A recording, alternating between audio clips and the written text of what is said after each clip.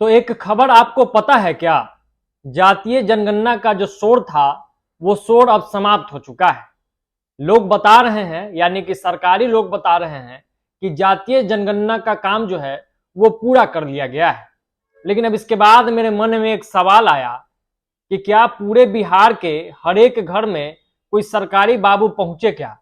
और अगर नहीं पहुंचे, दो चार घर भी छूट गया, तो ये जातीय जनगणना का काम पूरा कैसे हो गया? ये रिपोर्ट कैसे पब्लिश होगा?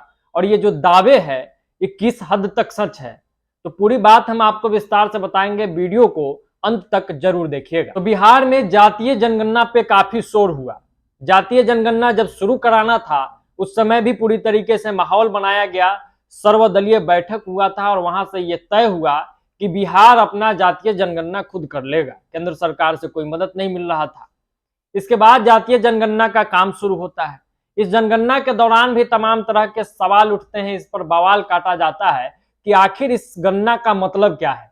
जातीय जनगणना करा के सरकार का या फिर आम लोगों का क्या फायदा हो जाएगा? इस बात का बहुत सही जवाब अभी तक नहीं मिला। हम लोग भी अभी तक ढूंढ रहे हैं, शायद रिपोर्ट आ जाए, उसके बाद कुछ हो तो शायद पता लग जाए। लेकिन दूसरा बड़ा सवाल फिर उठा जब इसमें बिहार के सरकारी शिक्षकों को लगा दिया गया कि मास्टर साहब लोग अब जाकर जातीय जनगणना करेंगे, घर घर जाके पूछेंगे कि आपका जात क्या है।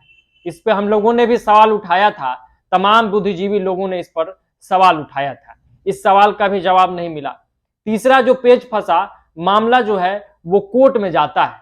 कोर्ट में जाने के बाद इस पूरे प्रक्रिया पे विराम भी लगाया जाता है, स्टे लगता है कि जातीय जनगणना जो है वो अब नहीं कराई जाएगी। फिर से बिहार सरकार कोर्ट पहुंचता है, फिर से ये होता है कि अब जातीय जनगणना कराया जा सकता है।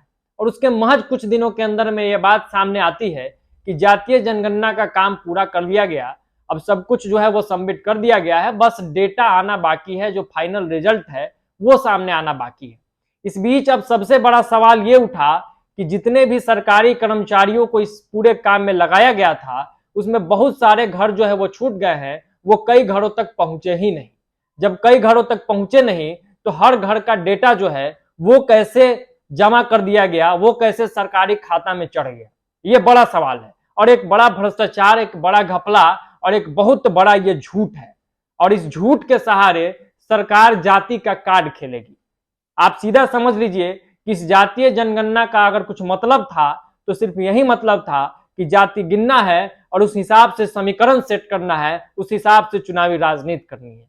तो ठीक है, आपको चुनावी राजनीति ही करनी थी, जातीय समीकरण ही करना था, तो जल्दीबाजी तो किसी बात की नहीं थी। आराम से जाति गिन लेते, घर घर जाके जाति गिन लेते और गिनने के बाद ये तय करते कि आखिर ये सही में गिना भी गया है या नहीं, कि सही में घर बैठे किसी ने रिपोर्ट बना के आपको दे दिया।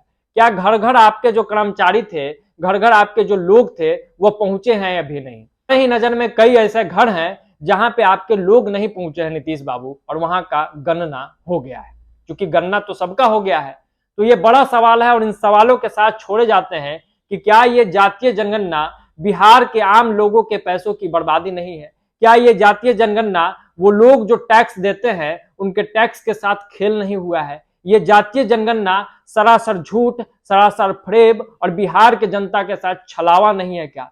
तमाम सवाल छोड़े जाते हैं सरकार के लिए भी और आप तमाम लोगों के लिए भी जो जातीय जनगणना पे खुश हो रहे थे कि मेरा जाति गिना जाएगा और हमें यह बताया जाएगा कि आपका जाति मजबूत है। जाति शायद आपका मजबूत हो जाए, बिहार बहुत पीछे रह जाएगा। इस बात का भी ध्यान रखिएगा। अभी के लिए इतना ही, दीजिए इजाजत। अगर आप हमें फेसबुक पेज पे देख रहे हैं तो हमारे पेज को फॉलो कर ले, और अगर यूट्यूब चैनल पर देख रहे हैं तो हमारे चैनल को सब्सक्राइब करना ना भूले। इस वीडियो को ज्यादा से ज्यादा लोगों तक शेयर जरूर कीजिएगा। बहुत बहुत धन्यवाद। जय बिहार।